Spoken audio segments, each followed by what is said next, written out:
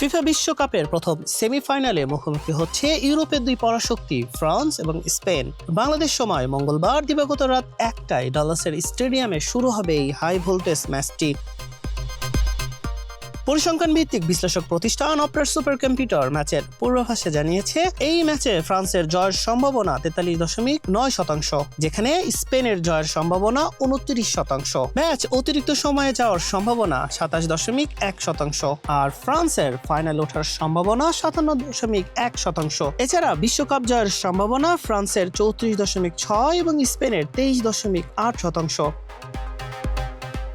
এদিকে ফ্রান্সের প্রধান কোচ দিদিয়ের দেশম ডাকআউটে নামার পরই বিশ্বকাপের রেকর্ড 26টি ম্যাচ পরিচালনার কীর্তি গড়বেন তিনি। আর স্পেনের কোচ লুইস দে লা ফুয়েন্তের টানা 13 ম্যাচে অপরাজিত থাকার রেকর্ড রয়েছে।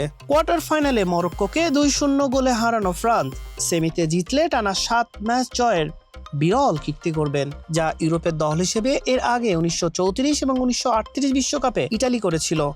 এটি ফ্রান্সের 8ম সেমিফাইনাল।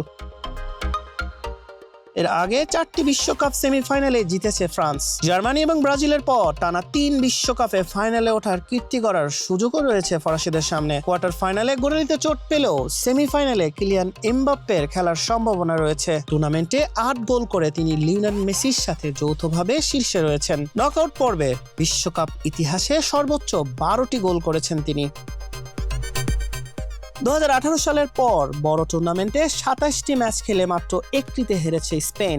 2022 বিশ্বকাপের পর টানা 14 ম্যাচে অপরাজিত রয়েছে লা রোহা। 2010 সালের পর দ্বিতীয়বারের মতো বিশ্বকাপ সেমিফাইনালে ওঠে স্পেন। সেমিতে ফ্রান্সকে হারালে টুর্নামেন্টে টানা 8টি নকআউট ম্যাচ জয়ের বিরল রেকর্ড গড়বে। বিশ্বকাপে এটি ফ্রান্স এবং স্পেনের দ্বিতীয় মুখোমুখি লড়াই।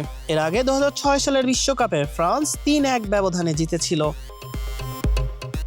ডালাসের মাঠে দেশমের ফরাসি বিপ্লব নাকি ফুয়েন্তের স্প্যানিশ আর্মাডা, কে জিতবে আজকের ফুটবল মহারণে? হাসান শাহরিয়ার, মানব কণ্ঠ।